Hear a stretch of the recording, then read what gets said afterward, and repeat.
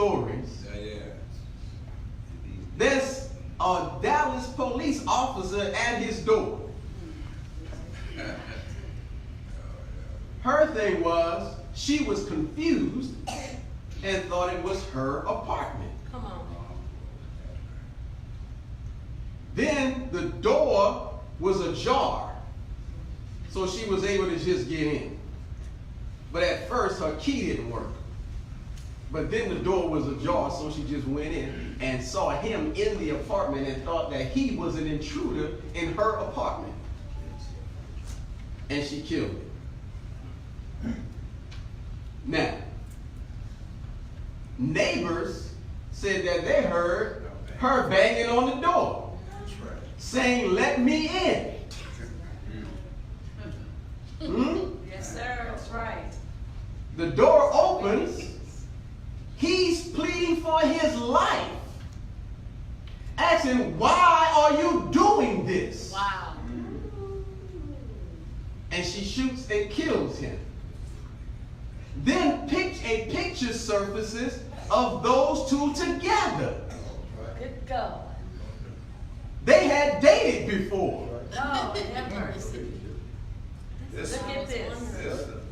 It takes forever for the Dallas police department to arrest her. That's right. Even on a manslaughter charge. Teach. And of course the smear campaign starts. Yes. The Dallas police now is searching his apartment for drugs. Look at this. Look at They find some marijuana. They put some marijuana. So now all of a sudden he's a dopehead. Lord have mercy. In his own apartment. In his apartment. The church choir leader. Yeah. In his apartment. You smoke what you want in your apartment. That's right. It's your apartment. And if they only found one or two, that's recreational. You're not going to jail for that. Right.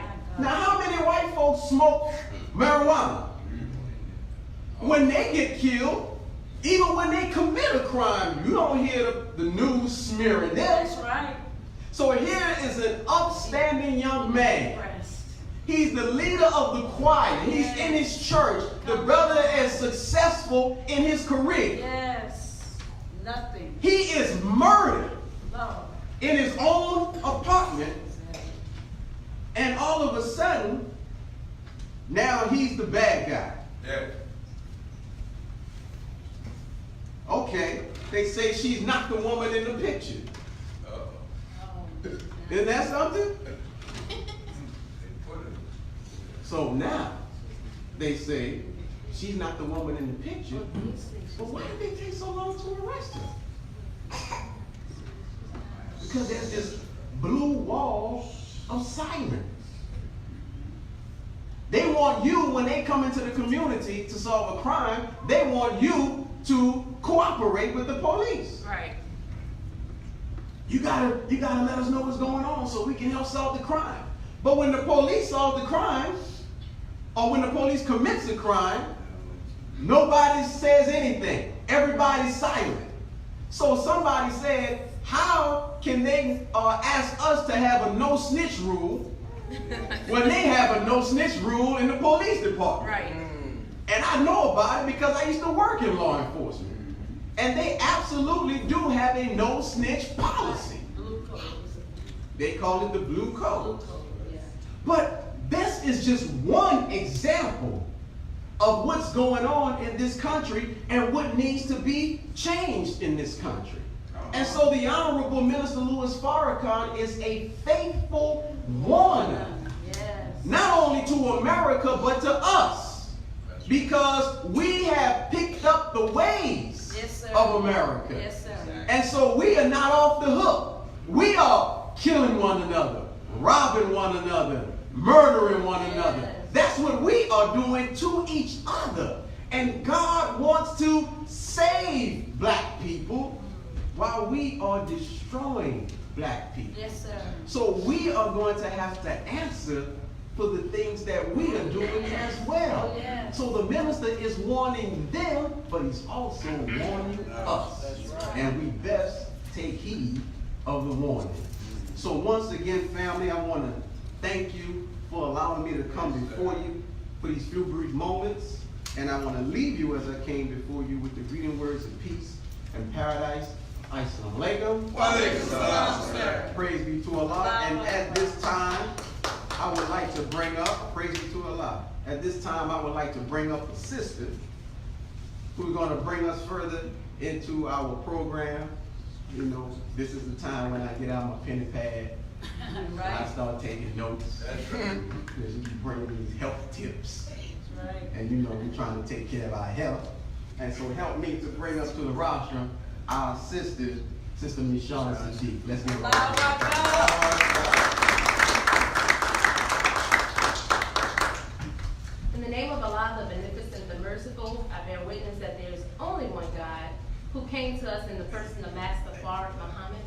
I further bear witness that the most honorable Elijah Muhammad is our exalted Christ, and that the honorable Minister Louis Farrakhan is our divine reminder in our midst, and I greet the beautiful people of God in the greeting words of peace. Assalamu alaikum. Wa alaikum salam, ma'am. How y'all doing? Fine, ma'am. I too am doing fine by the grace of Allah. Yes.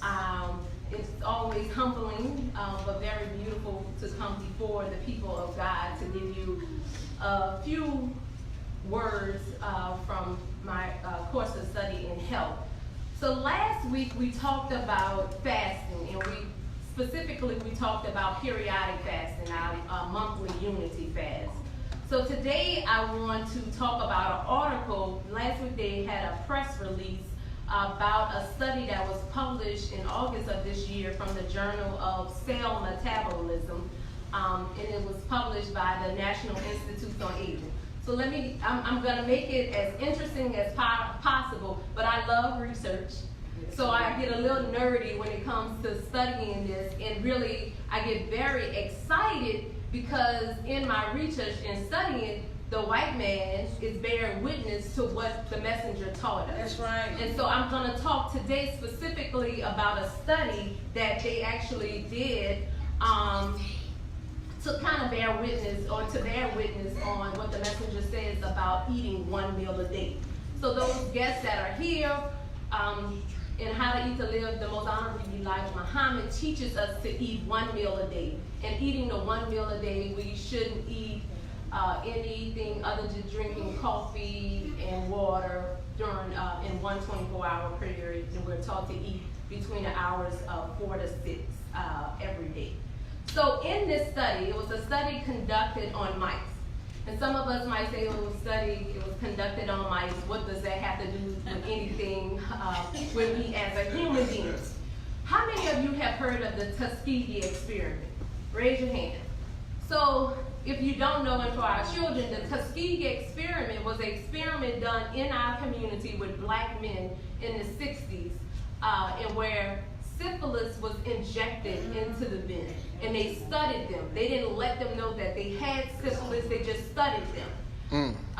There also was a study done in Guatemala, where they did the same thing to our people there. They injected them with the STD, watched them over a period of time, and watched the people degenerate. And then, how many of you have heard of Henrietta Lacks? So Henrietta Lacks was a black woman, and as women, we know that annually we are recommended to get pap smears. Yes. Well, how they got this is that they studied the cells in this black woman, and for decades they sold her cells because her cells were so healthy. They were able to duplicate it and sell, and there was a lot of scientific advances that was as a result of this woman's her cells that they used. So the reason why I'm saying that is that we want them to do research on mice because they have a repeated pattern of doing bad things to our community when they do their studies on us. So it's good scientific information just so that we can learn what we can do as mammals. So in most scientific organization, there's an internal review board that makes sure that they're not doing what they're supposed to be doing, So this study, if you can look at the monitors. So what they did in this study of mice, so what they did was they had two groups first. They had one group that had a regular diet, and then they had one group that had a low-fat, low-protein well, high protein, high fiber diet, and low sugar and low fat diet. So one healthy diet, one bad diet, all right? And so within each of those groups, they broke it down into 3 kind of groups. So they had one group, if you look on the thing, it says ad libitum. So ad libitum is a Latin word. Ad means to, or towards, or at. And libitum means for pleasure. So that first group, they just let them eat whenever they want to eat. So however they wanted to eat, they let them eat all day, every day. But they either had a good diet or they had a bad diet. So then the second diet group was a meal-fed diet. So this group, they let them eat 1 meal a day at 3 o'clock. All right? And then they had another group, I put on here is CR, which is caloric reduction. So they ate less amount of food. So they had less calories than the other groups. So they studied both of these groups. They had made sure, because of scientific research, they had everything consistent. Everybody was waking up at 6 o'clock. They turned the lights on at 6 o'clock for these mice. And then they turned the lights off at 6 o'clock. So there was no change in their sleeping patterns. Everybody is sleeping the same amount of time. And for scientific purposes, they made everybody eat at 3 o'clock as well. So the ad libitum, or the according to pleasure, they were able to eat all day, every day, but they also were giving them a meal at 3 o'clock. So consistency. Everything is the same other than how often they were allowed to eat. So in this research, they found that they let them live a normal lifespan. So they let them die off. So whenever they died, they cut them open, they looked at their heart, their liver, their kidneys, their spleen, the lungs, and their pancreas, and they wanted to observe what happened. So they learned that no matter if the people had a good diet or a bad diet within each of the group, there was no change. So people who ate according to pleasure, there was no change in their bodies at the end of it. Good diet, bad diet. The people who would get meal fed, 1 meal a day, there was no change, good diet or bad diet. And the same thing for the calories reduction. Those who ate less calories, no change in their lifestyles. But what they found, the last 2 of them, they had a higher metabolism. So these mice had more energy compared to the ones that were able to eat any time of day. Then they also found, specifically the one at the bottom, the ones had a reducing calories, that they had better insulin resistance. So those people who have diabetes, it's better that they have a better reduction of calories. So that's the only thing that was remarkably different about the calorie reduction. But then they found that the eating patterns with the last 2 in the plus sign shows you that there's more benefit. So the top one, you see negative, negative. It's negative for those positive, and then the ones with calorie reduction, they're positive, positive on both sides. So eating patterns rather than diet influence your longevity. So if you're eating 1 meal a day, but you still have a bonbon here and there, it is still better for your body than eating more frequently throughout the day. They also showed that daily fasting, eating 1 meal a day, it delayed the onset of liver disease. So what does the liver do? Let's talk about that. So the liver actually detoxifies your body. So whatever goes in your body, the liver actually cleans that out. Any drugs that you put in your body, the liver helps with that. And it also helps us break down fats, proteins, and the carbs. So any sugars that we're eating, any fatty substances, the liver helps us with that. So eating 1 meal a day actually helps your liver. So anything bad that you put in your body, the liver is actually, eating 1 meal a day actually helps that. So they also said that just studying this, there's some type of repair and maintenance mechanism that goes on in your body by eating 1 meal a day. There's this process that happens scientifically that your body heals itself. So it's not, once again, it's not what you eat necessarily. Of course, there's added benefit when you see the calorie reduction, but the 1 meal a day actually helps us control all of those things. So I'm gonna close out in a few moments, but I wanna also say, at the end of the study, they wanna do it further, and they have been observing those of us who fast because of religious reasons. And those of us who fast for religious reasons, we tend to have a healthier lifestyle than those who don't fast. But research is not pinpointing if there's a change based on the diet. So it's interesting where research is going. I'm not sure how much I would trust them to study our lifestyle as much in touching our people. But they're also saying that eating one meal a day is promising so that you can have a healthy weight and also that you can get rid of age-related disease. Is that all right? Yes, ma'am. How y'all feeling? All right, let's talk about it. So once again, how to eat to live. It is our way of living. So the basis of this whole experiment is showing that if we not change our lifestyle as far as what we eat and what type of foods we put in our bodies, but if we would make one dramatic change, and that one dramatic change that we can do to improve the benefits of our lives is eating one meal a day. And who told us that? The most honorable Elijah Muhammad. And how long have we been given this teaching? Since the 30s. We've been giving this for an extended period of time. And they are studying this. And if you Google it or you go to the NIH, they are actually doing a lot of research. They're dumping dollars, millions of dollars, just to study our lifestyle right now. They're doing it on mice. They're doing it on monkeys. They're observing human beings. So what is it that the white man is understanding now that we've been given since the 30s? What is it that's going on? And how many of you, when you go to the doctors in the last 1 to 3 years, have your doctor recommended that you eat one meal a day? None of us. So there's research, and I want to say that this is not new research. They've been doing this for decades. So they've had a glimpse in this for a really long time. Yeah. So none of your doctors, interesting enough, has ever recommended to you in order to live a healthier life, to get rid of the diabetes, to get rid of the high blood pressure, to get rid of the possibility of stroke. None of us have ever been taught to eat one meal a day by our doctors who have this research that we've been given. So it's very beautiful that we've been given something, brothers and sisters, that can actually change our lives and to make us live longer, and to the benefit that our children will reap from us. So those of us who converted, we change our lives. But think about our children who have been taught this, and at age 16, 17, and 18 can actually have the long-term benefit of eating one meal a day. That's right. That's all right? Yes, ma'am. All right, so how many of us, now that you have this information, will actually give one meal a day a try if you haven't done it already? All right, keep your hands up. And how many of those who already had the information, who have tried one meal a day, but we kind of fall off? How many of you, this is giving you a certain reboot that's going to make you try to do it a little more?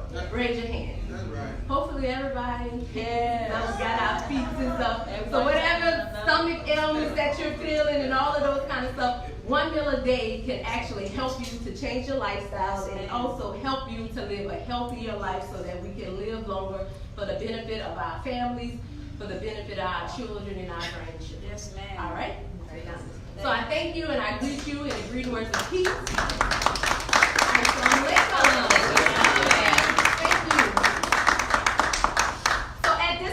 I want to bring up our local representative who has always had great information. And Brother Lawrence talking about taking out his pen and pencil. I have to take out my pen and paper, but also I got to replay because it's so much heavy information that you have to study, because it actually can help you change your life on a spiritual and an emotional level. So thank you for your time once again. Let's bring up our local representative, Brother Willie Muhammad.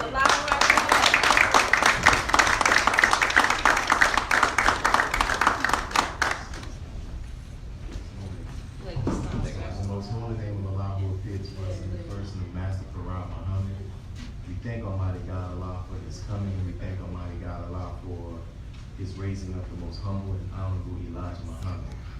We also thank Almighty God Allah and the most honorable Elijah Muhammad for leaving in our midst the honorable Minister Louis Farrakhan. And in those names, I'd like to greet you all with the greeting words of peace and paradise. We say it in the Arabic language. Assalamu alaikum. Wa alaikum salam, sir. We thank each and every one of the believers who are here. We really appreciate everything that you do, because whatever greatness that our mosque is known for is because of what each and every one of you all do. So we appreciate your help. We appreciate your spirit, right? Yes. Because the mosque is only a combination of the people that are part of it. That's right.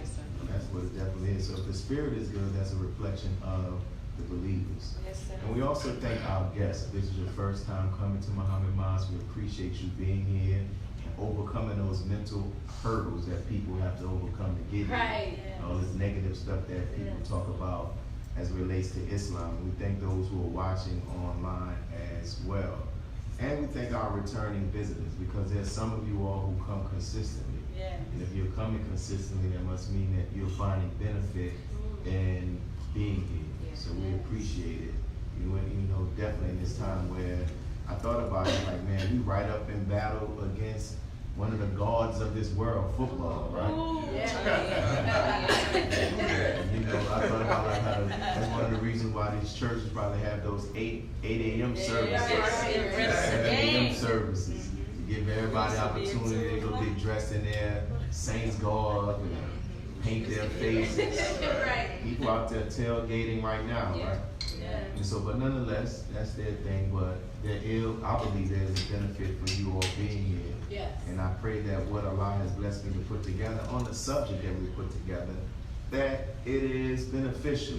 And really, I think this is, normally I try to do a subject where I keep in mind that we have guests and we have visitors, but this may be a little bit more believer focused, but nonetheless, it's still dealing with principles that everybody that is here and everybody that is watching can benefit from. So this lecture was just inspired by one of the many conversations that I've had with people throughout the week, in the mosque, out the mosque, you know, dealing with male and female relationships, dealing with marriage. You'll be amazed that, you probably won't be amazed, but it's on the minds of many people. If you on social media, you hear people either talking about the goodness of relationships or they're arguing about relationships, right? Right. So it's something that's definitely on the mind. So it's significant. And when Brother Ishmael spoke on Wednesday, it was further confirmation that this is the direction we should take for this coming Sunday. And I thought about some words that somebody shared with me that the Honorable Minister Louis Farrakhan shared when he was in Detroit. The minister was talking about why he moved up from 25,000 final calls to be distributed outside of Aretha Franklin's service to 50,000 to 75,000 to 90,000. He said he thought about the Most Honorable Elijah Muhammad's words. And the Most Honorable Elijah Muhammad's words were that after Master Farad Muhammad departed or left him, he said that one of the ways that Master Farad Muhammad communicated with him is through symbols and signs. So there were things that the messenger would see and hear, and that would be confirmation for him to go on a certain route. And Brother Ishmael, this last Wednesday, he started talking about marriage. And he was actually reading from an article written by the Honorable Minister Louis Farrakhan. And if you can listen here, and even from those who are online, you can see the response to his words. And the response to his words only confirms something that I have noticed in my travels and my conversations, that there is a great need from believers to get more guidance on the subject of marriage. Yes, sir. And you know, various people in various cities, some ministers don't teach on marriage. Right. And some of them don't teach on marriage because they feel that they are not worthy or qualified to stand before someone and teach on marriage because what may be going on in their own personal lives. And that's a real experience, that's a real challenge. But my thing is that we have to grow above that, because you're now responsible for a group of people who you are supposed to be educating and giving them the guidance that they need so that they can address something that they are facing in their homes. And I tell brothers and sisters that even if you feel that way, go and put on a lecture by the minister, or invite someone in who can talk about it. But nonetheless, you can't neglect the body because there's some part of you that you feel uncomfortable, right? Even if our marriages are not what we consider to be a great example, you'll be amazed at how much we can share with people about what we learn not to do and how people can benefit. Because if we are not pleased with our marriage, all of us can talk about some things that don't do this. And it will help prevent some people from making the same mistakes, right? Or going in that same path. In this article, it's titled, and I would encourage you to read this. Everything that we talk about today, last week, the week before, all of it means nothing if all you do is think about it while you're here and you don't go home and follow up on it. It means nothing. The purpose of today's meeting is a lecture, is to educate, but to give you something, to give us seeds where we can go back and begin to start doing our own research. And then begin to start implementing it in our own individual lives. Is everybody all right? Yes, sir. So, as I said before, it says that knowledge is like paint. It means nothing unless you apply it. Right? Nobody gets excited about paint that's still in the can. But people say, take the brush and they put it on the wall. Look how beautiful that is. And as a result of applying it to the wall, now people want to get matching curtains, want to get pictures and the decor that goes with the paint. That's right. But nobody would do any of that if the paint just stayed in the can. So don't allow today's lecture to be equivalent to you just allowing paint to remain in the can. Right? Yes, sir. So the title of the minister's lecture is Our Commitment to Strong Marriage Secures Our Nation. And it stands out to me because it was this lecture that really made me focus more on marriage. Because there were a lot of things going on in the world and everybody was expecting to hear the minister give his insight on these international affairs. And he came out talking about it briefly and then he transitioned right to marriage. I mean, like, it was one of those hot topics in CNN. Israel, like the minister could have did a lecture about the war of Armageddon.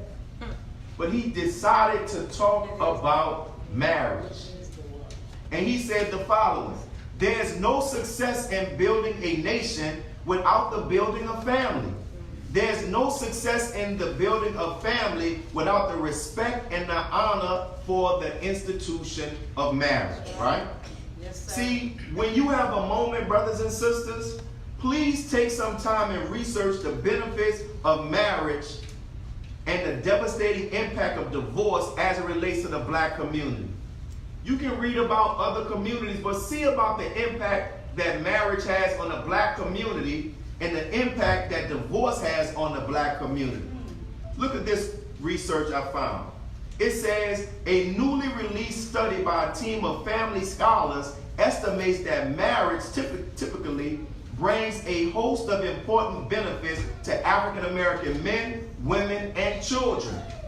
On an average, married African Americans are wealthier, happier, and choose healthier behaviors than their unmarried peers. And their children are fair to be better in life. And the differences, it says, that indeed seem to be largely stem from being married itself. A lot of times people make this single life appear as if they're just living it up. Especially with social media, if you just go over what you see, you feel like, man, people just living their best life. But most of those people go home to an empty bed. That's right. Or if they go home to a bed, they go home to a bed with somebody that's not there for the rest of the week. God, look at that. Or they wake up feeling like, yes, I was with this person, but I feel like I gave a part of myself to somebody who doesn't deserve it. But when they do the studies, they're showing that married people are more happier, have more wealth. And I'll throw this out here as well. They also show, because people act as if this doesn't happen, they also say that the quality of the physical act of sex is more more fulfilling to married couples. You got what I just said? Yes, sir. The second quote. A recent study of the Journal of Criminology has revealed that neighborhoods with larger portion of adults who are less invested in marriage and residential stability are more likely to see higher rates of assault by African American males. In communities where there's less of an investment in marriage, you see males, you see delinquent behavior, destructive behavior in the black males. Yes, sir. And Analysis of the data reveals that the proportion of residents without married couples maintain the strongest relationship with the intimate assault rates for African Americans. Intimate assault rates also talking about rape, meaning in communities where there are a lack of marriages, you see more domestic violence, more instances of rape where men are raping and are violating women. Says this leads to the conclusion that lower levels of marital commitments and stable residence constitute significant barriers to the development of social capital among minorities. This is talking about how marriage impacts our community. Because sometimes we think that we don't realize how big our marriage is to our community. Come on. Right? Yes, sir. Then another stat. Many significant historical and current societal factors have contributed to lower levels of well-being among African American boys. One factor that is sometimes overlooked appears to have an especially important impact is family structure. It says the brief summarizes research strongly indicating that African American boys do best when they live with two parents. Wow. Now the same goes for girls as well. That's right. I just didn't have the time to find all the research, right? And here's the last one, and two more. This talks about the economic benefit of marriage on our community. Divorce and marriage play much bigger economic roles for black children than white children in the United States. That's right. According to a new study by the UC Davis economists. Marion Payne and Ann Huff Stevens find that in the first 2 years following a divorce, family income among white children falls by 30%, while it falls by 53% among black children.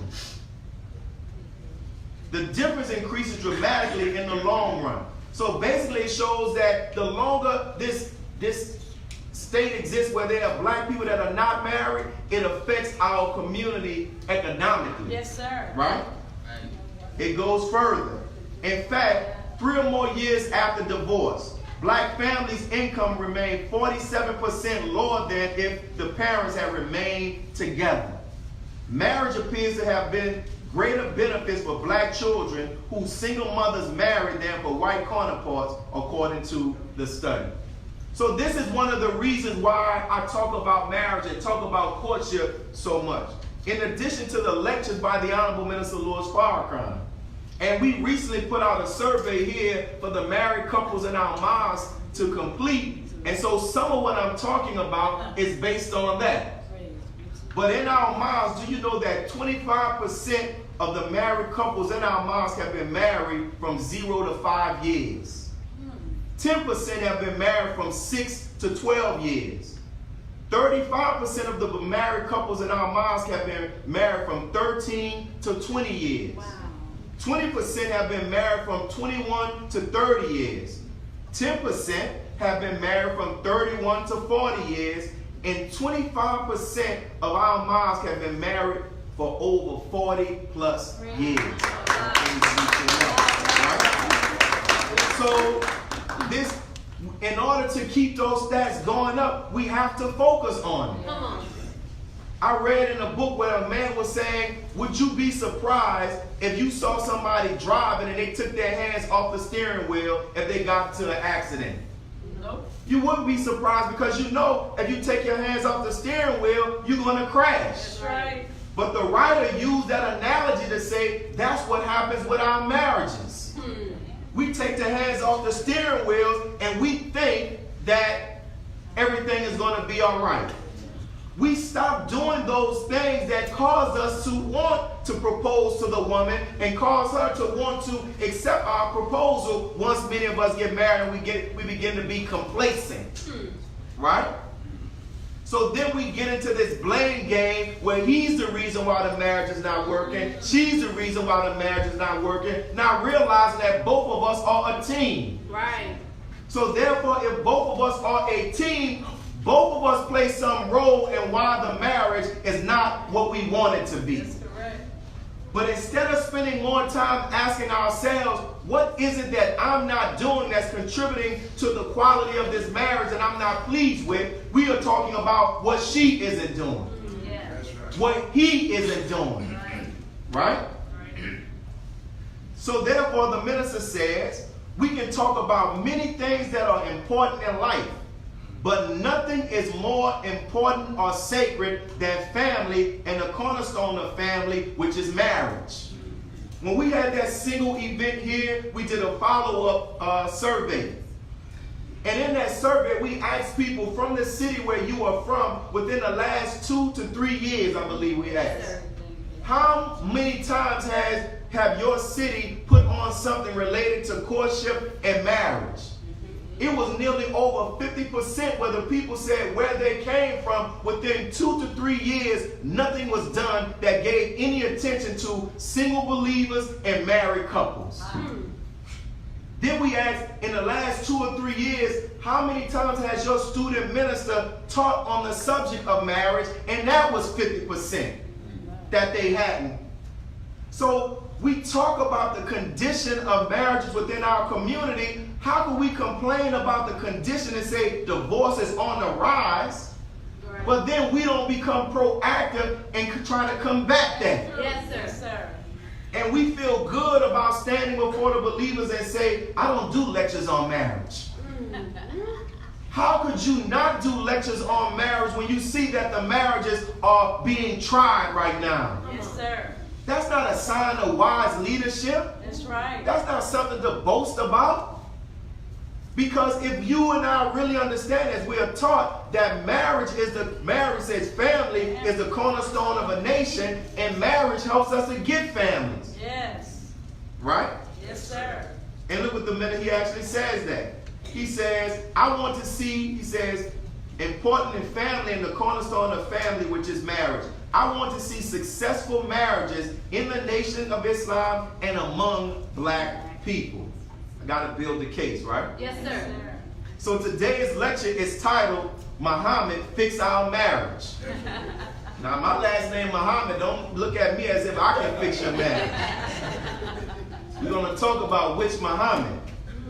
The word fix is defined as to make firm, to make stable, to make stationary, right? Yes. Now we want to draw from the body of knowledge given to us by the most honorable Elijah Muhammad and the guidance given to us by the Honorable Minister Louis Farrakhan. Yes, sir. A man, as I thought about it today, he and Mother Khadijah are they're one of the 2 couples that I have known that have been married the longest.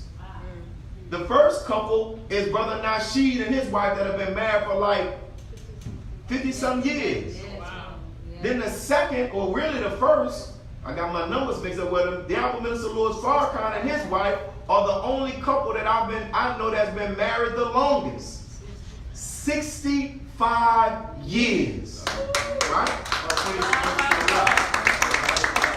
So a lot of times we say, some of us, I want to be like the minister in this way. Well, why not also make it a goal to say, I want to be like the Honorable Minister Louis Farrakhan in my marriage? If he has made 65, we are going to make 65 and plus. Right? Yes, sir. So I know that some of you all who are here, you may not be married, but you may be in a relationship. Because you from our guests and our visitors. But I want you to know that the principles that we give to the married people here today can be used in your relationship, and hopefully they lead you to make the decision to say, let me marry this person. Or let me accept his proposal, right? Because brothers and sisters, in the Holy Quran, Allah says that it's the responsibility of the believers to encourage single believers to get married. That's what Allah says. So God doesn't see a view as of the Muslim community where we just have a bunch of single believers. God doesn't say because you reached a certain age, you don't need to get married. Come on. Right? So this is the way that God has spoken to his servant in the Quran. To say, listen, encourage the single believers to get married. But some of our single believers choose not to because they have yet to escape the past hurt from past relationships and marriages. Right? So you are going to allow a past pain and a past hurt to come before what God says you need to do as a believer? So some don't want to get married because they know of the difficulty of marriage. But how could you not want something that God said you should have? Who knows best, you or God? Some don't want to get married because of fear. And let's keep it real. You are a man and you are a woman and you have natural needs. That's right. So please explain to me how you're going to satisfy those natural needs for the rest of your life not being married. Explain it to me. Because there's a need is something that needs to be fulfilled. That's right. So you out here fulfilling it some type of way. Right? And then it means if you're fulfilling it in a way outside of what God says you should fulfill it in that way. So we're cheating the system. Right? So if you are a single Muslim, how can you be a member of the Nation of Islam and feel comfortable? Not having any desire to marry or even remarry. How could you be a single Muslim if something is wrong? Right? Yes, sir. How can we hold a position like that and say we're a Muslim when the definition of a Muslim is one who submits his or her will to do Allah's will? And as we just read from the Quran, what's Allah's will for the believer? Having a mindset like that is contrary to nation building. If strong nations are built on families and families come from marriages, then how can we say we're not going to get married? That's right. Right? Yes, sir. So what are we doing? Are we just taking advantage of our brothers and sisters in the streets who don't know anything, and we basically condemn them to a life where they never invited to the truth that saved you?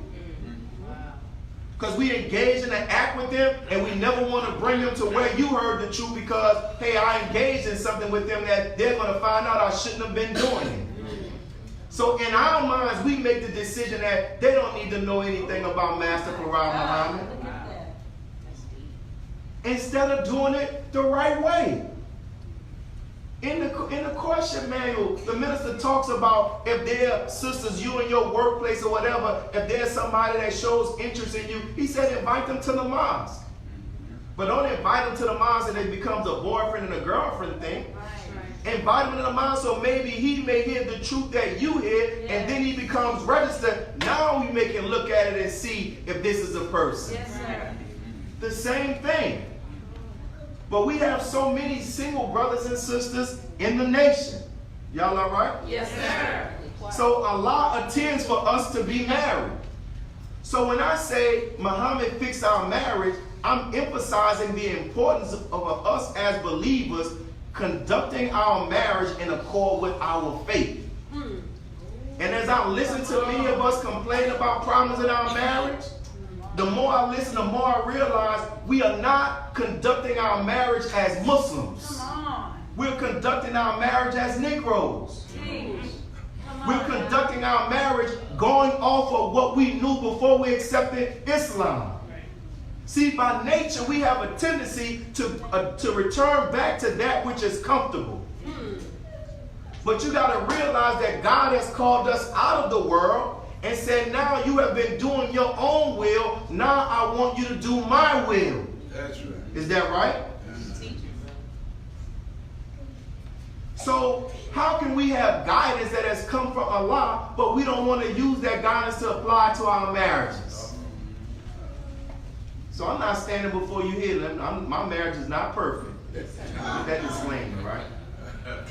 See, brothers and sisters, it's hard to conduct our marriage in accordance with the word of God, the guidance of the Most High Elijah Muhammad, and the Honorable Minister Louis Farrakhan, if we spend little or no time studying, reading, and learning the guidance. There is no mystery God. We can only give what we have. That's right. If I don't have any money, can I give you any money? If it's hard for me to forgive myself, can I forgive you? We only can give what we have and what we know. But if you and I have taken no time to really learn these teachings past the superficial level, the white man is the devil, the black man is God, the original man is this, we're the children of God, then that's all we know. Yeah. But the teachings are deeper than that. It's a way of life, right? See, when I talk about learning the teachings, I'm not talking about cherry picking the teachings for the benefit of trying to score a point in an argument. Where we use the minister's name or the Quran or some aspect as a battering ram. Wow. Just to prove a point. Come on. The minister said this. Right. The messenger said that. But we're only using it to try to strengthen our position in an argument. Yes, sir. Right? Yes, sir. So, according to the survey that I received, 57% of the FOI, when they were asked what they would like to see their wives improve on, said that they would like to see their wives spend more time reading and studying. Also, 57% of them responded saying they would like to see their wives spend more time listening to and viewing lectures by the Honorable Minister Louis Farrakhan and the Most Honorable Elijah Muhammad. Now, this is numbers. Yeah, right. I don't know the truth of it, but all of us know what's going on in our homes, right? Yes, sir. So if nearly 60% of the brothers feel that their wives do not spend a sufficient amount of time reading, studying, and listening or viewing what we consider to be the Word of God, I have to ask, dear sisters, what material are you using to motivate your husband? What material are you using to encourage your husband, to inspire your husband, and to even exhort him to truth and patience? That's a good question. Because if we don't have it, then we resort to other things. Yeah. But in the teachings, we have that which can help us set our homes aright, right? So if we're not listening or reading something based on the teaching of the Most Honorable Elijah Muhammad, my question is, what are you listening to and what are you reading? And how is it impacting our marriage? How is it impacting our conversation, right? Yes, sir. What impact is the lack of studying having on our marriages? Y'all all right? Yes, sir. Yes, sir. Not trying to step on anybody's toes. This is an improvement session, right? The purpose of this is to fix the marriage, right? Yeah, it's good. So, how can you, brothers and sisters, how can Muhammad fix our marriages if we don't even take time to find out what Muhammad teaches? Yeah. That we're not even giving Muhammad the opportunity to fix our marriages. And the Honorable Minister Louis Farrakhan says either we are operating from the knowledge of God or we're operating from the mind of Yaqub. One or the other. One or the other, right? So if 57% of the brothers say this, my question is, how do you respond when your husband expresses to you that he would like to see you reading more, studying more, and listening to the minister more? Do you take it seriously or you dismiss it? Or do you deflect? Don't tell me nothing about doing it. You need to be doing that. But if our spouses come to us with something, evidently that's a need that they want to have fulfilled. And we shouldn't just dismiss it because we don't see the significance of it. Sure. Yes, sir. That's a selfish mindset. And where we're only worrying about us. But we're in a marriage that involves two people, right? Yes, sir. So why not as a couple take the time and sit down and read and study something together? Would it hurt No, sir. or would it help? Because remember, if we are married, we should be trying to live or conduct our marriages under the banner of Islam. Yes, sir. Not off of our understanding and his understanding. No, what does Allah say? That's right. Because when we say, what does Allah say, then that removes the ego. Come on. Yeah, that's good. So when it says in the Bible that man is the head of woman, and then it says that men are maintainer, it's not because you are a man. God has put you in a position, but your real authority comes from your obedience to Almighty God Allah. Yes. Right? So when she submits to you if you live a life based upon truth and decency, Come on. then she's submitting to Allah Come in on, you, the teach. truth that you have. Teach. But as they need to study, we also need to study, but we also need to study with the right mindset. Yes, sir. We can't study and use the teachings as a way for male chauvinism. We can't study and use the teachings as a way of oppressing women. Because the teachers are not meant to do that. It's meant to free them. So we can't take the name of Master Farah Muhammad, the name of the Most Honorable Elijah Muhammad, the name of the Honorable Minister Louis Farrakhan, and become tyrants in our house.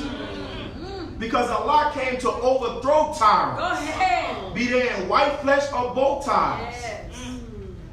It should be for the benefit, right? Yes, sir. But if you and I are not allowing the guidance or the teachings to be that which we, the guideline or the measurement stick or the standard by which we operate and interact with one another, what are we using? Basketball wives? Hip hop wives? Something that we heard some rapper say? Or some past experience that we had? Something that we heard somebody named Bishop Don Juan say? Exactly. God came to pull us out of that world. That's right. And to give us a right rulership, Teach. right guidance. To say, this is how you run your home. This is how you interact with one another. Take all that foolish worldly stuff and put it in the trash. Come on. That if it collides with what God has given his servant, it's not good. Right? Yes, sir. In the survey also, 43% of the sisters said that they would like to see their spouse pray more. While 38% of the brothers said they would like to see their spouse pray more. So how can you and I have a Muslim household and we're not praying? Right? Yes, sir. But some of us may say, I do pray. But how can we come to Jummah on Friday and pray together, but then go home when it's time to pray? You pray by yourself and she prays by herself. Or she prays or you don't pray at all, or you pray and she don't pray at all. And we're wondering why we're not experiencing the joy of Islam in our marriages. Y'all all right? Yes, sir. Now, this is not meant to make people No, it's sad, just- right? It's just ouch. Ouch, me too. Listen, when we are married, brothers and sisters, many really all of the Islamic marriages that we conduct, there's a verse that is used. And the verse talks about how we first need to keep our duty to Allah. And it says, from keeping our duty to Almighty God Allah, we are able to demand rights from one another. That's right. But God first says that you can't demand rights from your husband and your wife, and you ain't even keeping your duty to me. Come on now, teach. Here you running your husband down about what he not doing. You running your wife down about what she not doing. But Allah looking at both of y'all and say, y'all ain't even doing the 5 prayers that I asked you to do. Come on. You don't even pray Each together. other to do something. Right? We don't even stop. We do all of these things together. Let's go on a vacation together. Let's go eat together. But when can we stop and say, let's come together and pray with God together as a family? So, can you imagine, brothers and sisters, prayer, I think I heard the minister say this, he talks about how prayer sets the home aright. Yeah. Right? Yes, sir. Remember in the Quran, you said that, Brother Lawrence? Yes, sir. Remember the Quran, Allah says how prayer keeps us away from evil and indecency. Yes, sir. That's correct. As a married couple, all of us have to be on security, preventing evil and indecency from coming in our homes. Whether you acknowledge it or not, if you are married, you engage in a war right now. Yes, Right. sir. Because the world is challenging the foundation of marriage. They're challenging the definition of marriage. They're saying that, listen, man, it's okay for anybody to get married. You can marry your car, 2 men, 2 women.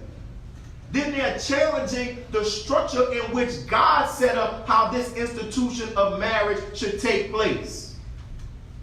But if we're not aware of that, we allow evil and indecency to come into our home. We allow this extreme version of feminism to come into our homes. Where now you're questioning the structure in which God set up.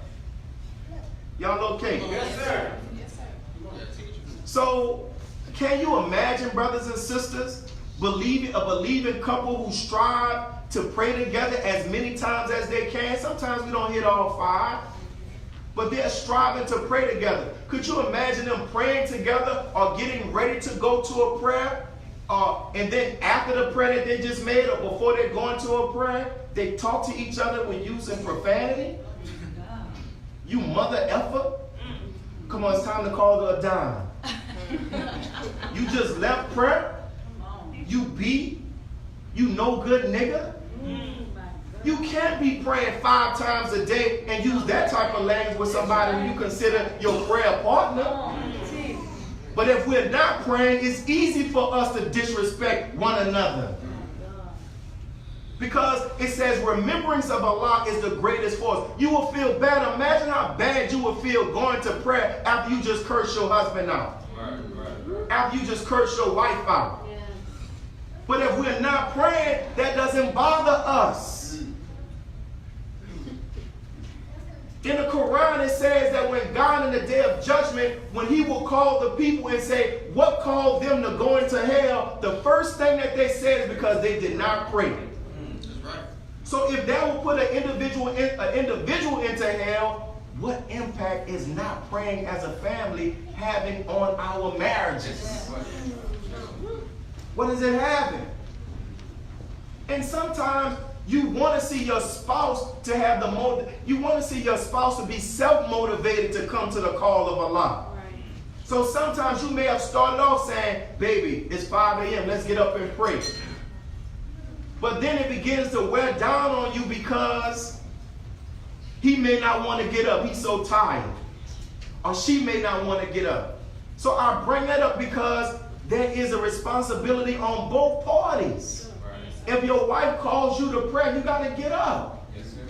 If your husband calls you to pray, you got to get up. Because what do we say when they call the Adhan? It says, come to prayer, come to success. Yes, sir. Well, if it says come to success, come to cultivation. Right. Well, could it also, part of that success also be a successful marriage? Right. Could that cultivation be cultivating myself as I become a better husband the more I pray? I become a better wife the more I pray? But if we're not praying, then that means we're going backwards. Yes, sir. And sometimes we may just get so caught up where we can't do the full salah. But we should at least stop and say, let us just come together and do a dua. Yes, sir. Yes, sir. So get in the habit and saying that, listen, man, we're going to start praying together and see if that produces a change in your households. Because your husband is not the author of peace. Your wife is not the author of peace. That's right. The grantor of peace is Almighty God Allah. But how can we get the gift that God gives if we don't want to do what God asks us to do? Right? Yes, sir. So, let me tell you something. You are not on your Islamic game if you're in the household cursing each other out. So if you think you're this high and powerful Muslim, if you calling your husband and your wife mother effer and bees and son of a this, you already off. Because as Muslims, we don't talk to each other like That's that. right. Nobody. As Christians, you shouldn't talk to each other like that. Right. Yes. So we have gotten off path and we are calling each other this and using that defiled language, and oftentimes we're doing it in front of our children. Because I read this article in preparation that says they said really the root cause of problems in marriages is selfishness. Some of us are just worrying about what happens to me and not thinking about the whole. We are giving our children examples of what a relationship between a man and woman should look like. Right. But we're so caught up in thinking about ourselves, we're not even realizing the image that we're giving them. Then when it comes back to bite us, when we see them grow up and they repeat the same patterns, we're wondering why. No. They're following what they saw. Come on. Yes, sir. Right? Yes, sir. So if profanity is included in your language when you talk to one another, you've already violated the conduct of a Muslim follower. Look how hypocritical it is. We come here, brother so-and-so, sister so-and-so, Assalamu alaikum, this and that, and then go home and talk to each other like we're on Def Comedy Jam. Hypocritical. Look at what Sister Ava said in her book. In her book, Weapons of Self-Destruction, she said that profanity is like a disease that weakens the immune system. She said the sound of filthy words travels through the physical realm. Its effect is similar to the AIDS virus. It weakens the immune system. Every word we speak is reabsorbed into the subconscious mind where it originated. We cannot say a word unless we think it, which means it begins as a thought residing in the mind. I don't care how mad your wife makes you, she should never be a beat. Right. I don't care how mad your husband makes you, he should never be that. Yes, sir. Right. Over an argument? Yes, sir. Says this type of language is deadly like bullets from a gun. It is disruptive to the universal order of things. It can injure the person it is aimed at or strike anyone within hearing range. You think our children don't hear it? When someone uses these names, B and the mother F word, or is called such names repeatedly, the nervous system is worn down because they don't produce anything useful to humanity. We all know the Creator does not acknowledge profanity, so we don't connect with His power when we use it. Yes, sir. Think about that. So we have to begin to start cleaning things up. Yes, sir. And we have to ask ourselves, what brought us to this level? How after, Assalamu alaikum, you mother effer. I want the peace and blessings of God to be able to smoke upon you, you low down beat. That's right. Right? So if that is the level of our language, we gotta come back to the table.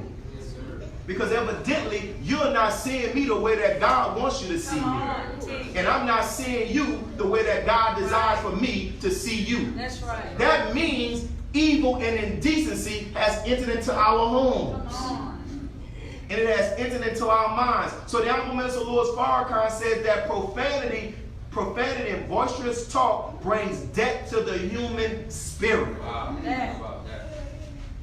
So that means it kills the love that our spouses have in us, in them for us. Yes, sir. And it sucks the life out of our marriages, right? Yes, sir. So we must not just conduct ourselves as Muslims while we're here at the mosque, Yes, sir. right? Yes, sir. We must do it at our homes and while in communication with the human being who we are married to, who houses the Spirit of God. You may say, well, that's the reason why I talk to him like that. Or that's the reason why I talk to her like that. Because she's not acting like God. Or he's not acting like God. But look at the hypocrisy. You ain't acting like God either if you refer to a word that God says we shouldn't even use. Make it plain. You see my point? Yes, sir. We've gotten away from our lifestyle. Yes, sir. Yes, sir. So now Muhammad needs to fix our marriages. But Muhammad first needs to be allowed in our minds to fix us. Yes, sir. Yes, sir. And our Muslim rules of conduct, right? And it says 24 principles of Islam. Let's see what 2 of them say. A Muslim. If I ask you to raise your hand, you say you're a Muslim. It could be a Christian, it could be a Buddhist, but it says a Muslim respects all people. It didn't say a Muslim respects all people except his wife. A Muslim respects all people except his husband, her husband, not his husband. It says a Muslim respects all people. So as a wife, you should respect your husband. That's right. And as a husband, you should respect your wife. Yes, sir. It goes further, it says a Muslim is polite and courteous. You cursing your husband out, that ain't polite. Yes, sir. And what begins to start happening when you hit him with a curse word, he coming back with one. And eventually, if the curse words begin to be so blurred, now we choking and hitting one another. All because, as it says, in the beginning was the Word, and the Word became what? Flesh. So we talking to each other like that, before you know it, the environment is going to reflect it. So as a married couple, we must sit down and come up with some rules of engagement. And this is what we don't do. Don't enter into a marriage just taking things for granted. No, sit down and say, what will we do when we have a disagreement? What will we do when our tempers begin to flare and our egos begin to be uncontrollable? What's our warning sign? What's our red light, the flag that blow the whistle? And we should sit down. There is no mystery, God. So you should have something so that when things go array, you all can pull back. Hey, remember we sat down and we said we weren't going to do this. And you agreed to it, and now you're doing it. So maybe that when it says reminding prophets the believer, so maybe we will stop and say, I apologize. You're right. I violated what we agreed on. We have to come with some rules of engagement. Yes. There was a boxing match last night where these people were boxing and fighting. But even though they're boxing and fighting, they both have agreed that they will not hit the person below the belt. They will not hit the person while they're walking back to their corner or after the bell. That's right. They will not bite the person. They will not put them in a headlock.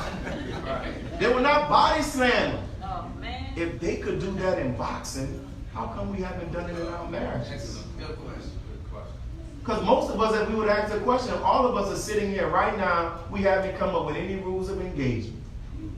And we just go back to where we came from and what we saw.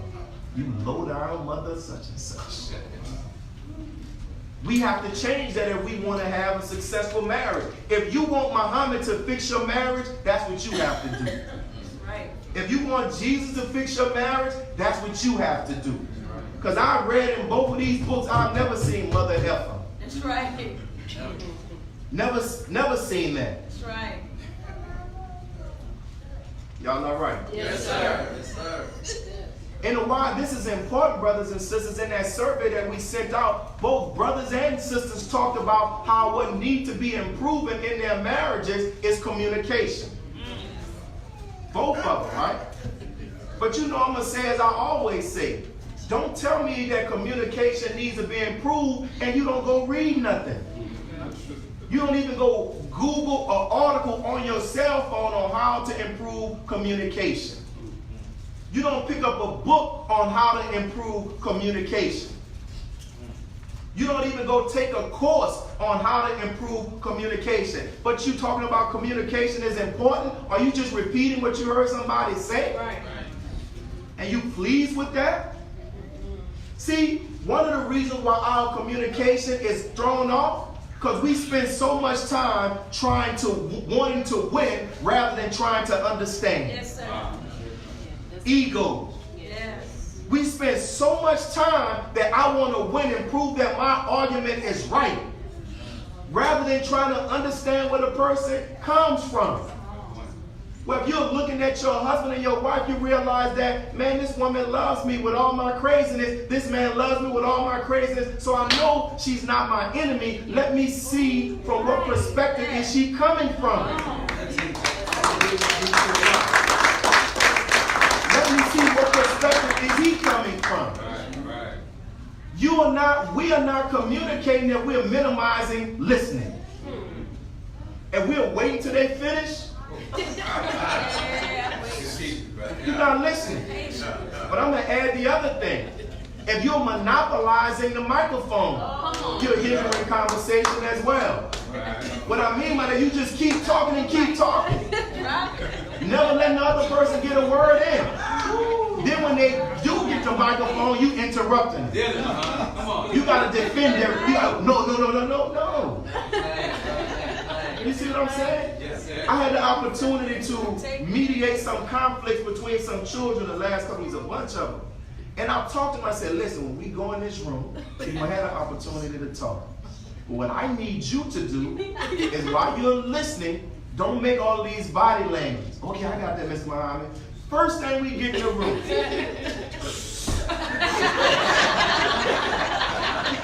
And Then the other girl like, see, this is why this talking stuff don't work, because she ain't listening. I'm like, no.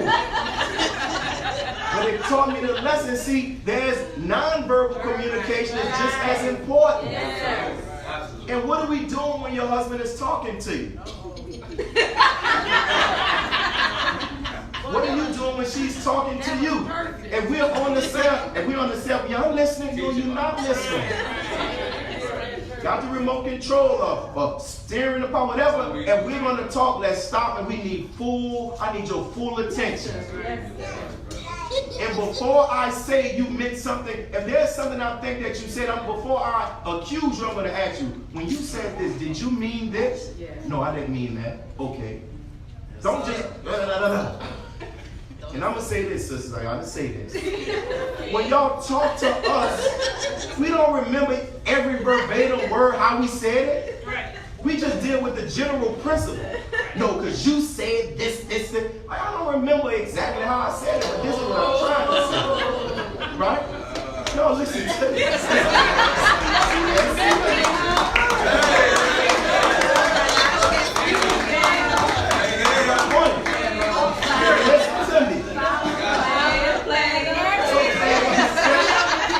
I'm talking about it. Don't you get the general principle of it. You understand? This is what, but sometimes, because sometimes people try to do, this is exactly. And we get into these fine points and we're missing the point. The thing is to be understood. Right? The thing is to be understood, right? I want to be as balanced as I possibly can. Sure, yes, sir. You're doing well, right? I don't know. Listen, the Honorable Minister Louis Farrakhan said the following. He said we should table our discussions when the tone and the emotion gets heated. When it gets heated like that, when you're about to start cussing, you need to stop it. And we're going to come back.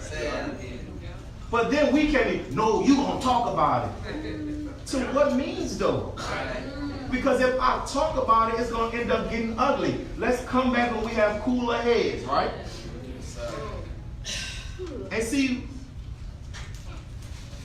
the Honorable Minister Louis Farrakhan used the example of his wife, Mother Khadijah. He said that Mother Khadijah, when she saw him getting out, she wouldn't try to combat him. She would just listen and she would come back later. Earlier you said this. It really impacted me. So we need to practice the Khadijah principle. Yes, sir. But it's not just for the sisters, it's for the brothers too. Because sometimes you all can get very heated. Yes, sir. And say things that cut us, that bring out a certain response. So they said, like, listen, I talked to a brother one time and he said he did this with his wife. He's like, listen, we got to stop. Because the language that you're using right now is not affecting me in a good way. I'll come back and we'll talk. That's what we need to do. That's the civilized way. Yes.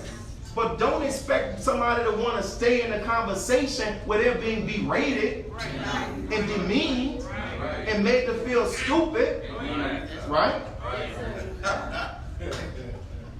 If we're able to improve our ability to communicate to each other, many of the problems that we deal with will be addressed. But for many of us, all we have is negative examples on how to communicate. If you listen to us, we cut each other off a lot. Yes, sir. And are not really listening. So we got to really stop and begin to start learning the skills. This is not going to happen. Like, don't just applaud and say, yeah, that's right. And then once again, because I've made this point numerous times. But if I was to ask you, since the last time you heard me say this, what did you go and research on how to communicate? And if you say nothing, then it's all in vain. At some point, we got to stop and say, we need to go read some stuff or take some courses on how to communicate. Right. Now, based upon the responses in the survey, one of the other responses, one of the major concerns of the sisters is the lack of quality time that the husbands spend with them outside of the children. The sisters were saying that 54% of the sisters said they would like for their husband to improve in the area of spending time with her alone and not the children. And guess what? That's not a selfish desire. That's a legitimate desire to have. what they're really saying is that I want your time, I want your attention. But what are we doing that we're so busy that we can't spend time with her like that? Selling the final We did it before. We did it before. But even after selling the final call, the minister in the lecture said that as brothers, he said as brothers, we have to understand that the mission doesn't stop once you finish going after our people. See, we have to understand that selling the final call and the other stuff, that's nation building, but also building your relationship with your husband and your wife is nation building. And what we have done, just going to be quite frankly saying it, we have narrowed what is nation building. And we haven't connected nation building we haven't connected the things we do to grow our family, to strengthen our marriage with nation building, and we're suffering. We have to be balanced. It's like me going to the gym and all I do is work my left arm. So you see me come here, I look like Arnold Schwarzenegger here, but Pee Wee Herman the rest of my body. We gotta be balanced. Is that right? Do you know, brothers, that studies find that spending at least 5.5 hours a week interacting with your spouse can strengthen your marriage? Wow. Absolutely. Do you know in the book of Ephesians chapter 5 verse 21 to 33, it uses the relationship of Jesus in the church as an example of a marriage between a man and a woman.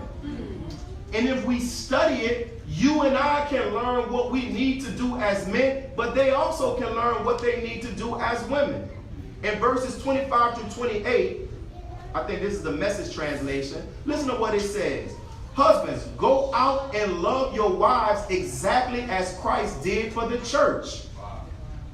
It says a love marked by giving and not getting. So when we look at this, the word that was for church in the Bible means an assembly or those called out. If we study the New Testament, how did Jesus interact with those who believed in him? Right?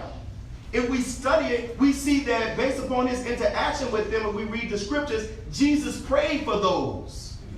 That means they were on his mind.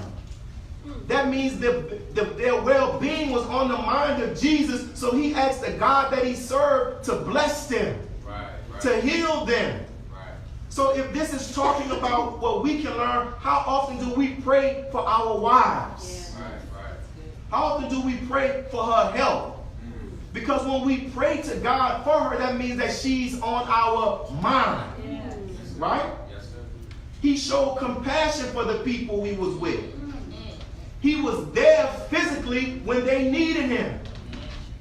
He was there when they were suffering. He was there when they needed an ear.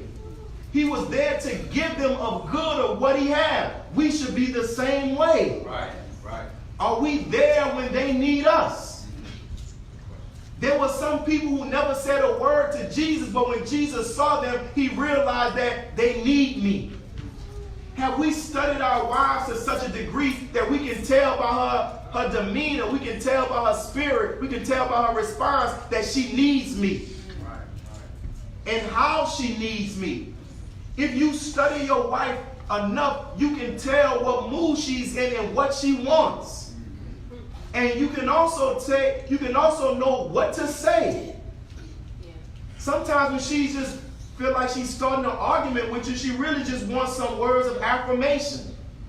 But sometimes we don't say it because we're thinking about how when we needed words of affirmation, she ain't giving it to us. Now we get into this tug of war.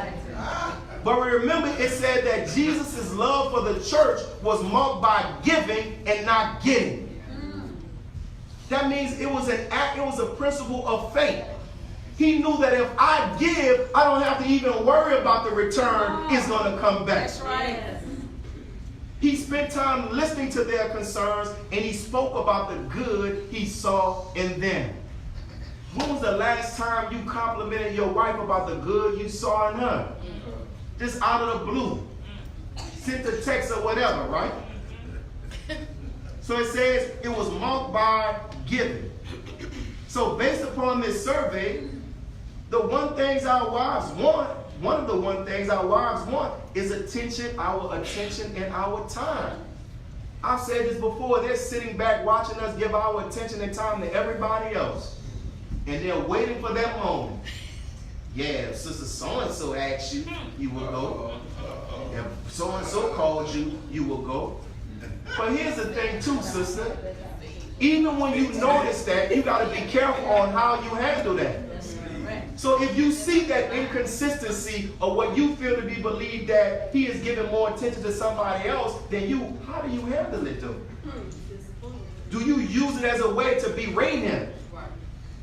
Do you use it as a way to attack that which he loves? Or do you get past your emotion and try to find a way where you can use honey rather than vinegar? Exactly. To do it, right? Because sometimes we're looking for opportunities to score a blow. We're looking for opportunities to score a punch rather than how can I see this gap in our marriage and how can I close it in a loving way. But we're looking for revenge most of the time. Or we're looking for, I want to cut him the way I want to give him the feeling the way I feel when I feel like he's neglecting me. And guess what? As Jay-Z said, nobody wins with a family feuds. Because if you're using vinegar as a way to try to get him to get the point, it's only going to agitate him. So you have to use wisdom. That's why in the Bible, when it talks about women, it tells the younger women to find good mentors in older women who have made those mistakes and say, baby, I know you're mad, but that's not the way to go at it. I know you're upset, but that's not the wise way, because what is it going to do? But we get so caught up in our feelings, or we ain't thinking about that. I want to inflict pain. And then we inflict pain, but what's the environment in our home? Does it make your marriage stronger, or does it make it more unstable? Right? Yes, sir. And sometimes what happens with us as brothers, some of the obstacles that we have, we may not spend time with them because we're focused on what we're getting. What I'm getting out of this. For some men, that concept of cuddling sisters is foreign to us. Like sometimes women just want to be held. Not to be held where it evolves into something sexual. That's right. There's a woman right now who's married as a white woman, don't try this. But she pays a man because her husband works different places. He's not. She pays a man just to cuddle with her. Go ahead. Listen. Don't try that. Listen. This is why you need to know your husband and his experiences. Most of us have come out of environments where you only cuddle because you knew it was going to lead to sex. Where you don't know cuddling just to cuddle. Hold somebody just to hold somebody. But you need to check and see if he doesn't understand that and let him know, listen, I know you might think this answer want to come into sex, but I just want to be held. Can you do that? We have to teach one another. Right? So sometimes, brothers, we don't spend time because we don't see what's the end game. But I'm going to read something from the Bible that's going to show you what's the end game. Don't worry about what's the end game. Just do what she needs done to make her feel loved.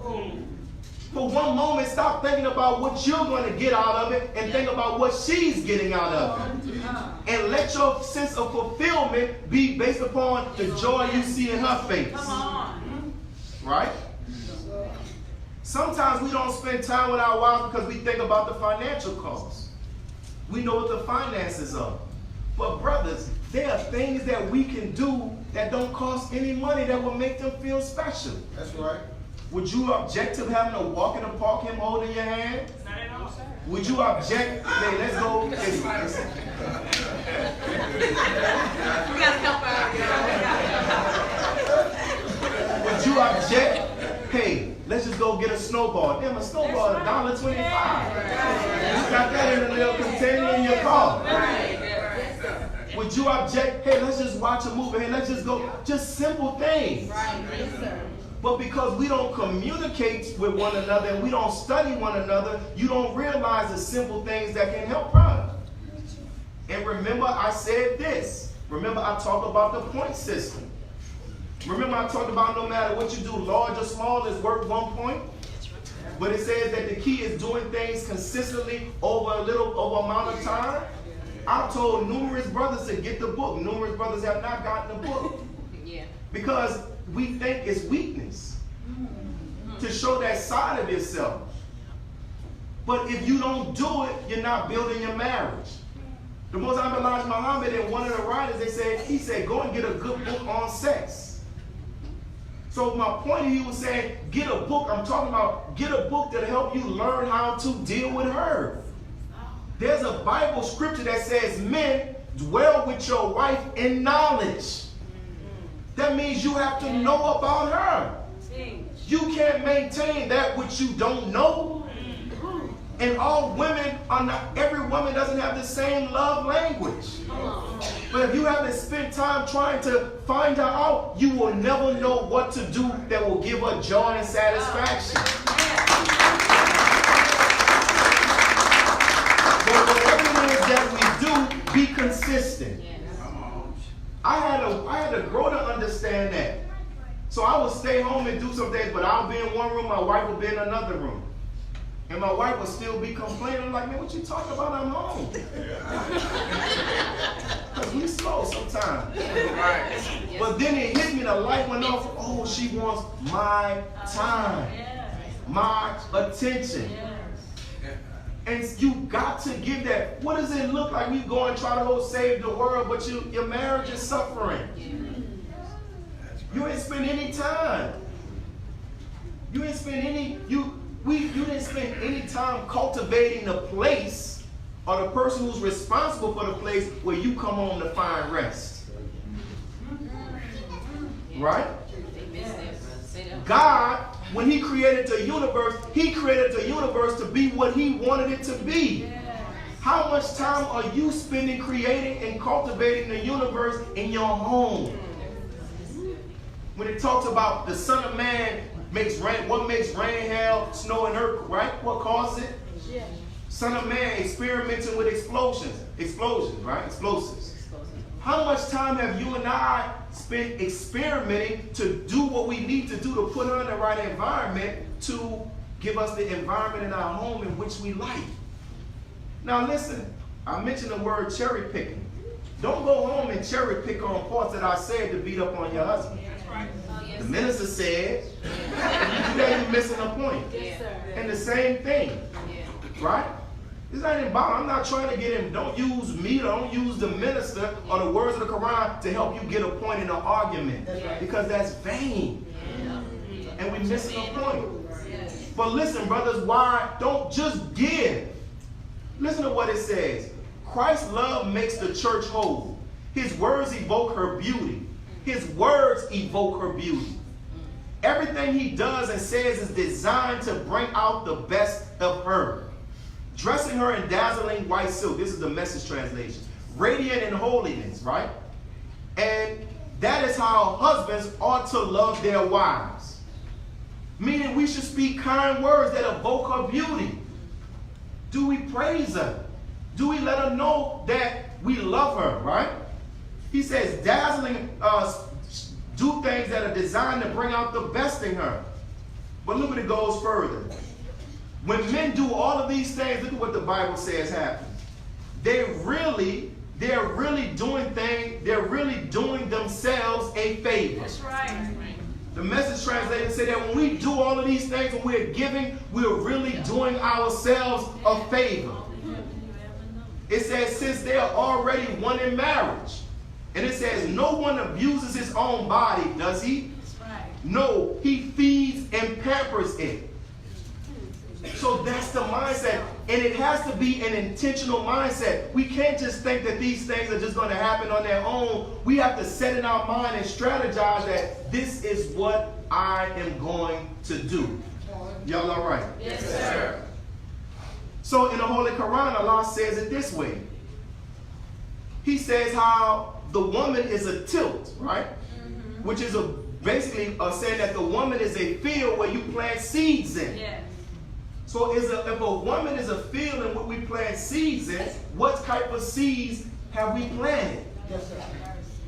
So Allah uses the language related to farming. Successful farmers know that work must be put in beforehand if he desires to get something from the land. Successful farmers don't fail to plant seeds and then pop up and be upset that no harvest came. Right. No, they know they had to cultivate the land, right? That's right. So we got to remember these 7 things, brothers. We're going to go a little long. Can I do this? Because Yes, sir. moving faster. 7 things that women want. And there are more, but these are 7. 1, to feel loved. If I'm right, y'all got to let me know. We do something first. Let's do this again. Let me do this again. Let's do this again. Women want to feel loved. Right. It says, when women feel loved, they relax and they open up to us. The arguments dissipate, the sex is abundant, and their nurturing feminine energy flows throughout our lives. Not feeling love is the subtext of every argument that you and your partner have. And I'm intentionally throwing the word sex out. And you know why I'm doing that? Because if we want to teach people the proper way of how to do it in a godly environment, we can't be afraid to talk about it. Because if we don't, we would allow people to stay in whatever practices that they had before they came into Islam. Yes, sir. So the next one, to feel safe. It says, there is a war being waged on women's self-esteem, their sexuality, and their safety from a young age. Every day they're getting images that say that their body type is not beautiful. Right. That the way that they look are not beautiful. Come on. And pressure is being put on women now because a lot of these shapely women that you're seeing now, these entertainers, they have paid to have their bodies look that way. It's not even real. The Kardashian brother's girlfriend, the dude gave her $100 grand after she delivered a child to go get her body right. So you see a woman who was just giving a child, she's saying, how come I can't have that? I'm fasting, I'm doing this. No, what you are seeing is not even real. She paid for that. So we got to let her know, baby, you are beautiful in my eyes. That's right. We should do things that build her self-esteem, not tear down her self-esteem. Right? Yes, sir. Number 3, women need to feel that they are seen. Yes, sir. Women want to feel seen. Yes, sir. She wants to feel you hearing her and being aware of her emotional state. Right? Yes, sir. If she is sitting across the room from you and you aren't picking up on the fact that she is suffering emotionally and on the verge of tears, she will begin to trust you less. She will think, if he can't see that I'm hurting now, how long would it take him to figure it out? Will I be suffering for days or weeks before he is aware of it or cares enough to help me through this? See, that's why I said you need to get that book. Because the man says in the book, because we are different as men, we think that we should handle their periods of trial the way we want to handle, the way we would want to be handled. When we go through things, we don't want really people talking to us. We want to be left alone. We need some time to process this. But when they go through stuff, normally that's when they want to talk and have somebody listen to them.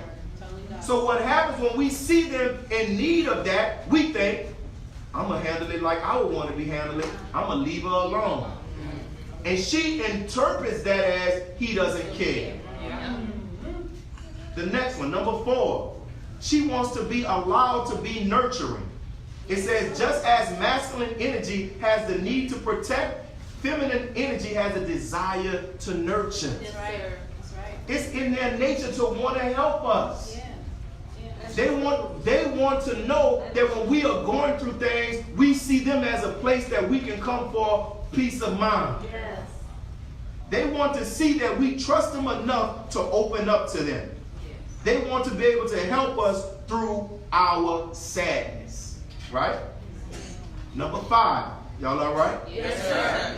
Women want to feel sexually desired. Yes, sir. Oh. Yes, sir.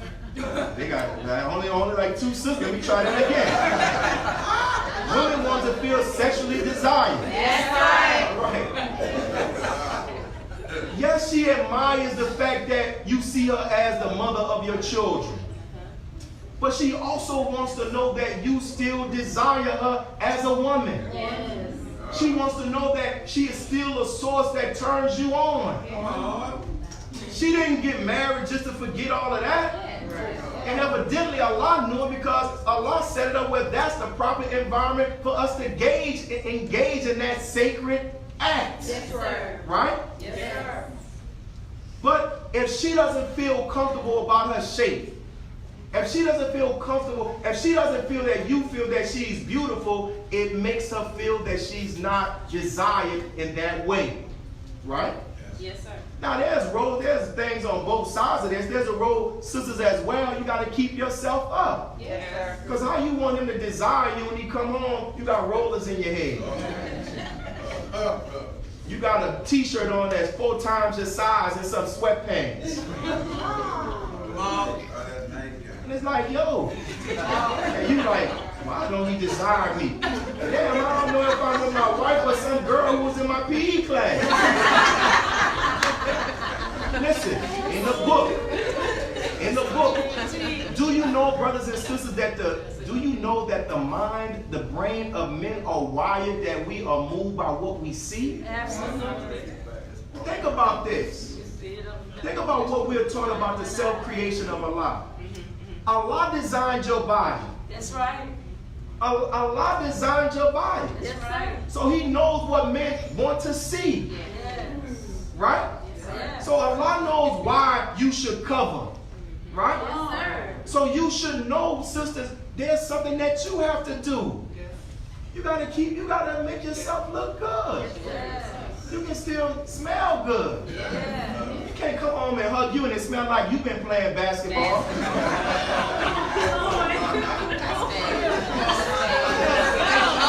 I need your help, folks. I need your help.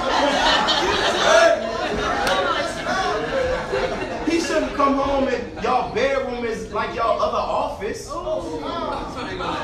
Unopened mail, shoes all over. It's like, come on. But we act like these things are not important, but they are. Yes, But if we sit down and communicate, baby, what do you need me to do? Do you know when David came from when in the battle, in the war stories in the Bible, when a lot of the soldiers returned home, the women were there shouting and praising them. How is your husband received when he comes home from work? Yes, sir. Are you in front of the TV? I saw like when the food is in the kitchen. Are you on the phone? Yes, sister. I saw like how do you make him feel when he comes home? Yes, sir. Because you can create an environment in your house where he's running home. Right? You have to create an environment where you put blinders on him, where you make him feel full. If you go and do something stupid outside of this house, you're going to miss all of this.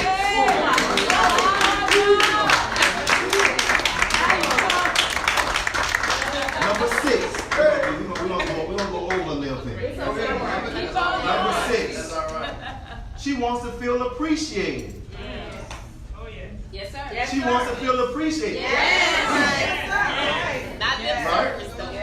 So it says, listen to what it says. The feminine in all people respond primarily to praise and appreciation. Yeah. Remind your partner that you love her. Tell her that you appreciate what she brings to you, your life. Show her how much she means to you. Show her, right? Right. You know, the action speaks louder than words, right? This says the fastest way to run your relationship into the ground is by ignoring your partner and taking her for granted. Right? And sometimes, sisters, you should tell us, give us some hints. These are 5 things you can do to make me feel appreciated. Yes, sir. And hopefully in us doing those 5, we begin to start understanding, oh, I can do this as well because this is like the 5. Let me add on. Number 7. Say hopefully. She wants to feel like she can count on you. Yes. Yes, sir. Absolutely. It says, when life's avoidable difficulties arise, do you fall apart under pressure or are you able to bend and not break? Yes, sir. Meaning when things start going bad, she don't need to see you falling out. Lord, what we gonna do? Because then what happens is that she puts on her cape. Because the black woman gonna step up. Is that right? Women want to know that we can handle ourselves when life happens. Right? Come on. Now going back to this scripture, sisters, in that book of Ephesians chapter 5, there's also a key verse in here to help you understand us as well. Okay, yes, sir. And it gives a lot about how men can learn, but it gives one verse that's very powerful. Y'all ready for it? Yes, sir. The wife must respect her husband. That's right. Yes, sir. It says all these things about men, but then it comes to you, respect. So what is God telling you all about how big respect is to us? It's the lack of respect that is also fueling the violence that we see in the community. So it shows you how much respect means to us, right? Yes, sir. And respect is defined as a feeling of deep admiration for someone or something. As you sit here, does your husband feel like you admire him? Does your husband feel like when you're with your girlfriends or friends, you bragging on them? Right? It says here are 5 ways that men need to be respected. All right. You know, I posted something on social media. It was really an experiment. And I heard this from a brother in the community who's like a mentor to me. He said things that men need, right? And it was amazing how many of the women were saying, yeah, I hear that, but I think men need this as well. Like, yo, we saying what we need. And I just sat back and watched it like, how are you telling us what we telling you this is what we need? So take us for what, this is what we need. All the other stuff is lanyard, but make sure you hit these areas. Yes, sir. Right? Here's the first one. Respect our judgment. Right. Okay. A man, oh, there we go. I need y'all side. A man deeply needs the woman in his life to respect his knowledge, opinions, and decisions. Meaning we don't need you second guessing us. Many men wish their mate wouldn't question their knowledge or argue with their decisions all the time. He's not saying sometimes, but all the time. Like all the time I'm trying to justify my decision. You question my judgment. Right? Yes, sir. In this interview, it says several men confessed that they felt that their opinions, listen to this, they felt that their opinions and decisions were actively valued in every area of their lives except home. Meaning at work, people, they accept my decisions. They believe I can be sound in judgment. They believe I can be carried in this. They believe I can handle this. But then when I come home, the woman who I've been providing for now questions and second guesses me. Come on. And if that's the type of home environment, why come home? Come on now. It says this. Some men felt that their comrades at work trusted their judgment more than their wives did. Also, while a man's partner or colleagues will rarely tell him what to do, they ask him to collaborate on the decision instead. They don't say, do this. They ask, can I help you with this? I have a way that I might can add. Can you hear my view? It says, but more than one wife has made the mistake of ordering her husband around like he was one of their children. Woo! And if you know when you have the greatest pushback from us, when you're trying to treat us like we're a child. Right? That's right. Got quiet on this That's side. right. You're not trying to keep it down. So, Y'all had your turn. listen to what the brother gets something. Let me tell you something. You ain't selling no one on this little Listen to what this is, ego is in this. But listen to what God's servant said. Yahweh Minister Louis Farrakhan in the lecture, I think, Love and Duty. He said most of you sisters don't know how to handle a man's ego. Yeah. That's right. That's He right. said you don't know how to handle our ego because we got it. Right? Let's go to number 2. respect his abilities. Meaning, men we need to figure out some things for ourselves. And if we can, we feel like we have conquered something and we are affirmed as men. This is why sometimes when we're driving, it kind of irritates us. You telling us, well, you should take this route. Like, man, do you want to drive? I cannot drive. Sometimes you have to pick your battles and ask yourself, is it worth it? Yes. In the end, will we still get to where we need to get to? Even though he's not taking the route that I think he should take. See, the problem, it says, all of us want to help, speaking about women. But guess how we as men interpret that? We interpret when you question our abilities and our judgment as you don't trust us. Yeah. That you don't have faith, right? That's right. Number 3, respect in communication. Says women hold an incredible power in the way you communicate with men. Y'all know, y'all can slice us up. I know in the Supreme Wisdom it says that men, it's talking about everybody, but it's definitely y'all know how y'all can use that language. Yes. All right, real quick. Listen to what it says. Communicate with men to build them up or to tear them down or to encourage or that's the way, right? You all have the ability to build us up or tear us down. You all know which buttons to press that send us to the moon immediately.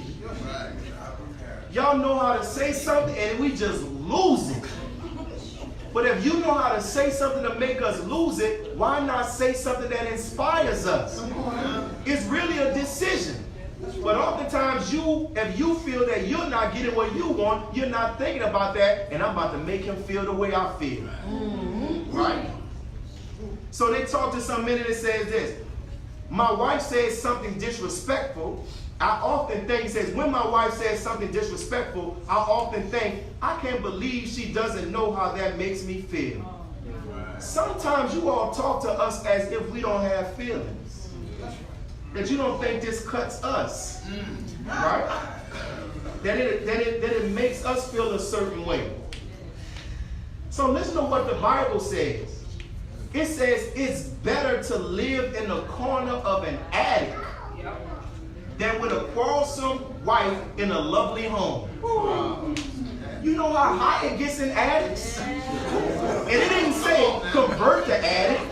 It said it's better to live in a corner of an attic.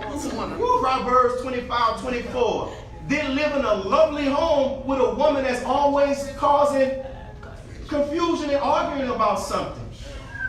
So if you ask your husband, baby, do I create an environment like that? How do you use your tongue at home? The scripture says that in the tongue there's a power of life and death. Is that right? Yes. Listen to the 24 principles of Islam. It says a Muslim knows what to say, how to say it, when to say it, and where to say it, and whom to say it to. So the thing is, how do you say what you need to say to your husband? Is it in a way where you cut him down? Or is it in a way where you build them up? Y'all all right? Yes, sir. Here we all, let me speed through this. Number 4, men want to be respected in public. Right. Thus some men told how painful it is when their wives criticize them in public, but then put them down or even question their judgment in front of others. So if you're in a home and you see your children start to disrespect the father, oftentimes they're seeing what they see in the interaction between the mother and the husband. Right? Yes, That's sir. right. So how do you respect him in the public? Even when he says something that you disagree with, what's the manner in which you address it? See, the Honorable Minister Louis Farrakhan said, he was talking to the brothers, but it's true for the sisters too. He said it takes a skill and an art to deal with a woman. But it also takes a skill and an art to deal with the man. Yes, sir. Number 5, respect us. It says respect in our assumptions. And this is what it says. How It says, unfortunately, in one area, men have every right to read something into what we say. And that is when we jump to a negative conclusion about them. What did you say? What do you mean by that? It says, when we really examine our communication, we'll be astounded how often it assumes something bad about the man we love. Like sometimes we may not do something and you say, because you do that because you wasn't thinking about me. Right? Tell you what you It's like, tell you why you did this. This is why you did it. Like I want to say, this is why I did it. I'm telling you why I did it.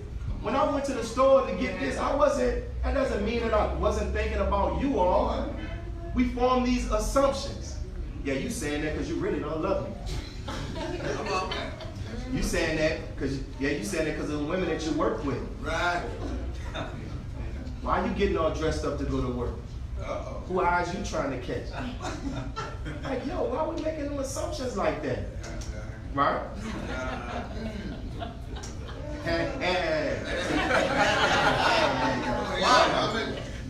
So these are just some of the few, right? Now listen, brothers and sisters. All of us have not been the best in our marriages. But the Honorable Minister Louis Farrakhan, Muhammad in our midst, he says the following. If we desire to save our marriages, our families, and our homes, we must practice the 8 steps of atonement. Right. Oftentimes we have done in the past, we have ill-affected one another, and we have not followed the method that God revealed to his servant. As Muslims, when we affect one another in a negative way, we shouldn't just leave it at I apologize. No, we have been given 8 steps that we need to follow, right? So the minister says these 8 steps of atonement can bring our marriages back from death. What some of us do, we either cover it up with sex, or we buy a gift, or we have this cold war where we just wait each other out, and then we just come home one day and we just start speaking, and we never go back to properly close that chapter in our lives. We never go back to admit that, babe, I was wrong for what I said. We never go back to say, you know something, baby, I was wrong for what I said about you and what I said about your mom. We just keep it moving. So what happens is, when something else sparks up, that old argument, that old pain that was never addressed, it comes back up. No, we need to address it, acknowledge the wrong that we both played in it, and let's say what we learned from this experience, we're not going to do that again. But we don't do that. We don't stitch it up. We just roll. I put a Band-Aid on something that needs stitches, and we keep moving, right? So the minister says that the 8 steps of atonement can bring our marriages back from death. Even the pain that we cause in front of our children. We need to bring them to sit down and say, listen, I know you all have witnessed some things that took place between mama and dad, or daddy and mommy, that wasn't the Muslim conduct. We want to apologize to you about that. We need to ask them, how did that make you feel? That's right. Let your children express it and get it out. And then say, I want you to know that that is not how a man and a woman should interact. This is how. And we apologize to you, and we want to atone with you all as our children for not being good examples in that moment. Go ahead. That's the way Muhammad does it. That's right. Not just keep it moving. So as we get ready to close, brothers and sisters, we're going to reiterate. Sometime during this week, you and your spouse needs to sit down and schedule some time where on this day and time, we're going to read, study, or watch some videotape, or watch some lecture by the minister. Sit down and schedule it. Pencil it in. Put it on your calendar and your phone. I'm going to put it on mine. And we're going to shut everything down. Yes, sir. Then we need to sometime during this week, sit down with your spouse and come up with rules of conduct. That's right. This is how we're going to engage each other. We will no longer curse each other out like we're in some club uptown in Central City. Go ahead. We're not going to talk to each other like we are some rappers, like we're some niggas. We're going to talk to one another in a way that affirms our divinity. And these are our rules of engagement, right? We need to also stop talking about how important communication is and begin to start doing what we need to get the information that can help us to be better at communicating. We need to sit down, brothers and sisters, and schedule quality time and activities for you and your spouse. And we also need to have be committed to the change. Don't try it one time and it doesn't work and you say, man, all that stuff Brother Willie was talking about, that don't work. Right. You just give it up. No, if it didn't work, let's go back to the table. Why didn't it work? And let's try it again, right? Yes, Because sir. Allah says this in the Quran in Surah 30, verse 21. And of his signs is this: he created mates for you from among yourselves that you might find quiet of mind in them. He put between you love and compassion. Surely there are signs for this for people who reflect. So this goes to show us Allah did not design marriage where we couldn't find a quiet of mind. That's right. Right? Comfort and compassion. But the Honorable Minister Louis Farrakhan says that absent the knowledge of our natures, that which meant to complement begins to be destructive. So brothers and sisters, there is no mystery God. Yes, sir. If you don't get the knowledge, if you don't practice it, it's not going to happen. That's right. You have to go and do it. That's right. I'm going back to my house after I get off the roster. Go ahead. You have to go make the atonement. You have to do it. You have to do it. You have to get the knowledge that will help you to do what needs to be done to save your marriage. So our expectation here at Mosque 46 is we want this to be a place where we have successful marriages. Yes, sir. We want this to be a place where we have marriages that we can show others, go talk to this couple to learn how to overcome that. Yes. But in order to do that, it has to take two people who are in love and who are committed to gaining the knowledge that they need to make sure that they can overcome the obstacles that they face. That's right. That's right. In essence, brothers and sisters, we have to go to work. So may Allah continue to bless each and every one of you all.